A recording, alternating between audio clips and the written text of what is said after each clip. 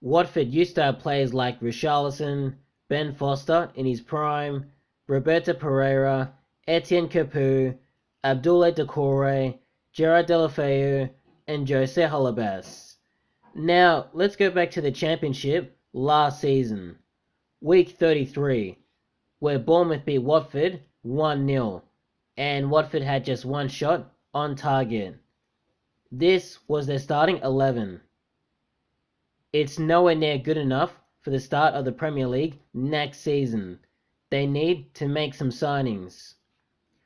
Going through the squad quickly, they've got Ken Sema, who he had a good season last season, but he's unproven at the top level. So we'll have to wait and see what happens. Same thing with João Pedro. He's only 19, but he's unproven at the top level. He had a good season last season, but he needs to really deliver. Ismaili Sarr is legit. He did very well last season, but also his last season in the Premier League was quite good. He was a late bloomer, so he didn't do well overall, but towards the end of that last season in the Premier League, he really delivered for Watford and nearly kept them up, so I think he's going to have a big season next season. Chalobah, never really done at the top level. Will Hughes, same with him. Tom Cleverley, very inconsistent. Messina, not really sure. Then there's some new players I don't really know about. Francesco. Craig Cathcart is proven at the top level. Kika Femenia.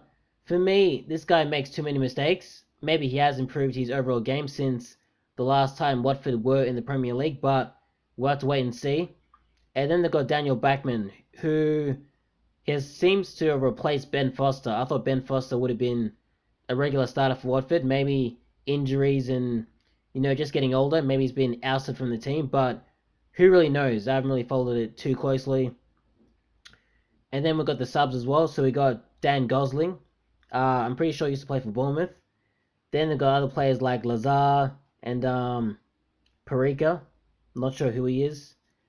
But they did bring in Danny Rose recently, so I think he could be starting for them next season.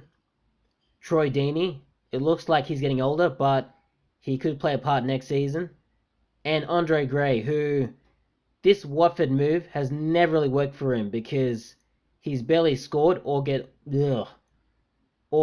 gotten any kind of assist. So he has really struggled at this club, and he hasn't really lived up to his well, they only paid like what was it, 18 million pounds or something, or 18 million euros. So it wasn't too much, but you expect a lot more.